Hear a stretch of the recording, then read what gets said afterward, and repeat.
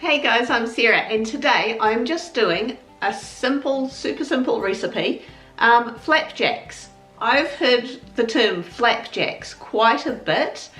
Correct me if I'm wrong, I think it's more of an American thing. I have actually never tried them myself, but I got sent the recipe and I thought that just looks way too easy to not try. But also it looks extremely versatile. One of my immediate thoughts was, oh, I could put raisins in this or some other kind of dried fruit. You could chop up some dried apricot or prunes or something like that. Just add a bit of extra nutrition in there, maybe even the likes of walnuts. As it's the first time I'm making these, I'm just going to make the basic plain recipe. Now also these could easily be gluten-free because they don't have flour in them.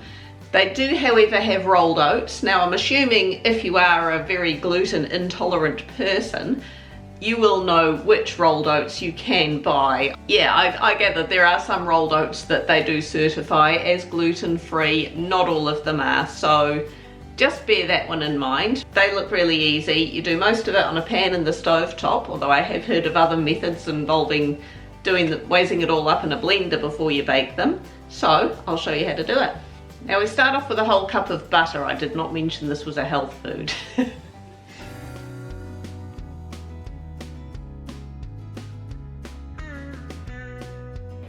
Into there I'm adding half a cup of golden syrup and 3/4 of a cup of brown sugar.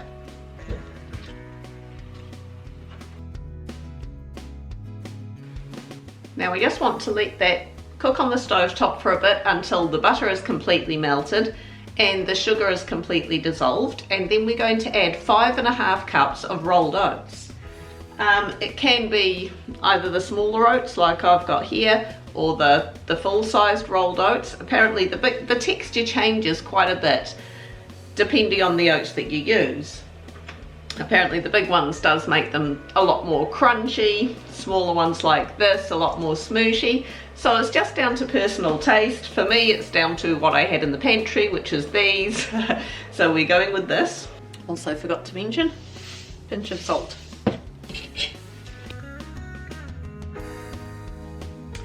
Now I'm going to put that into either a greased or a lined about 20cm square cake tin and put it in the oven. Bake it at about 190 degrees Celsius for 20 minutes.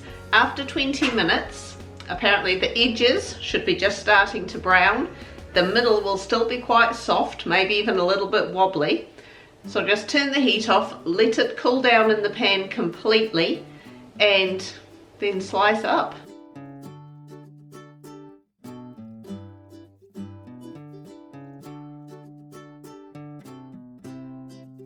Ooh. I mean, it smells good. Tastes good. Mmm. You can definitely taste the maple syrup, is it? Golden syrup. Mm. Could easily use maple syrup in it though. Yeah, you can definitely taste that. Mmm. I mean, it's very substantial because it's all oats. Yeah. Oats. Basically oats, golden syrup, butter, and brown sugar. Mmm. Really good. That is yummy.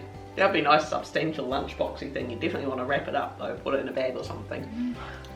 Mmm. There we go, I've officially just been told to make it again. I reckon it would go nice with like raisins or chopped up dried apricots or something like that in it too. Try apricot. Or Drizzle a chocky on top. Or maybe it might go well with ice cream because of the dryness of it. Well, I'm not putting ice cream in your lunchbox. I know, but Apparently I'm to try it with a bit of yogurt. I don't say that you have to. No, but you're doing it, so I'm doing it. I'm dribbling. Mmm, that's good. Mm-hmm. That is good stuff. Definitely worth doing. Nice filling lunchbox thing or afternoon tea snack, whatever. Hit like, leave me a comment down below, hit the subscribe button if you haven't already, and we will see you next week and make some flapjacks. Bye.